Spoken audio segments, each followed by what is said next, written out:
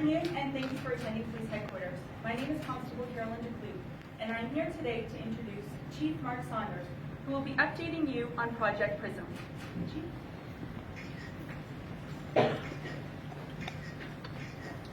Good afternoon. First and foremost, I'd like to say thank you to all of the media outlets that are here today. It is short notice, and I appreciate that, but this was very important. The fact that you took the time to come here is greatly appreciated.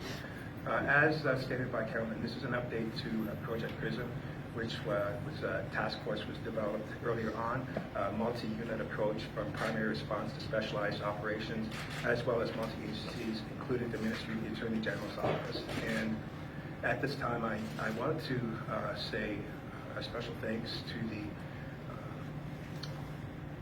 Wellesley Church community for all of their help and all of their assistance, and for their awareness to give us the opportunity to conduct its own investigation. It's their level of cooperation and information sharing that has allowed us to reach this conclusion. Important to note that this is very early in this investigation at this point in time, and so not all questions are going to be answered, and I just want to frame that now.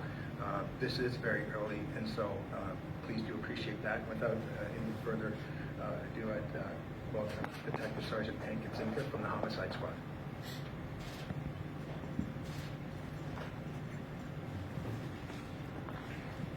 Good afternoon. Thank you for being here, and thank you, Chief Saunders. By way of a quick overview, on April 14th, 2017, 44-year-old Salim Essen went missing from the area of Yonge Street and Bloor Street. On June 26, 2017, 49-year-old Andrew Kinsman went missing from the area of Parliament Street and Winchester Street. At the time, 51 Division was responsible for investigating these cases separately. In August of 2017, in an effort to further the investigation and share resources, Project Prism was formed.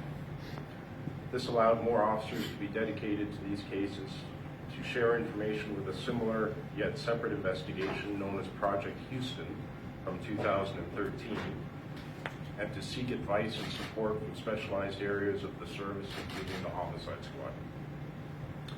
On December the 8th, members of the service briefed the media and the community on this case and other cases. Yesterday, significant progress was made in the investigation, and we have moved very quickly. This morning at approximately 10:25 a.m., police arrested 66-year-old Bruce McArthur of the City of Toronto. He is self-employed as a landscaper using the company name Artistic Design, and he lives in the Thorncliffe Park area. He has been charged with 2 counts of first-degree murder in relation to Mr. Kinsman and Mr. Essen. We believe he is responsible for the deaths of Mr. Essen and Mr. Kinsman, and we believe he is responsible for the deaths of other men who have yet to be identified. In other words, we believe there are other victims. As of right now, interviews are taking place, and police have secured 5 properties, 4 in Toronto and 1 in Madoc, connected to Bruce McArthur in an effort to further investigate these occurrences. Investigators are asking for the continued assistance of the public in this investigation.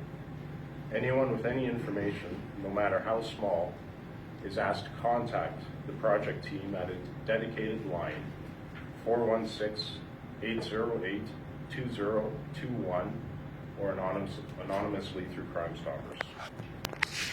In order to protect the integrity of any witness statements or other information that may come forward, we are not prepared to release Mr. McArthur's photograph today. Any further information will be brought forward as soon as we are able to. At this stage, we are most concerned with identifying other victims of Mr. McArthur. Detective, have you found the bodies? We have not yet found the bodies. We're actively looking for them. We're conducting these search warrants in efforts to locate the bodies, but at this point in time, no, we have not located them. So we don't know the cause of death? Sorry? We don't know the cause of death? We have a pretty good idea of what the cause of death is, but I'm not ready to discuss that yet. What led you to the man rescue? I'm sorry? What led you to the man rescue? Specifically, some evidence was found yesterday that's the investigation was going on for many months leading up to this, and some evidence was uncovered yesterday which pushed us over the edge and enabled us to develop our reasonable probable grounds to arrest Mr. McArthur. Can you say what that evidence is or where it was found? No, I can't. Without finding the bodies, how are you confident this is a homicide investigation? It wasn't a missing person's case, now it's a homicide. Correct, and again, I can't speak directly as to what the evidence is, and I'm well aware of the difficulty of prosecuting people without recovering bodies, but in this case, we believe we have strong enough evidence where we can do exactly that. Have you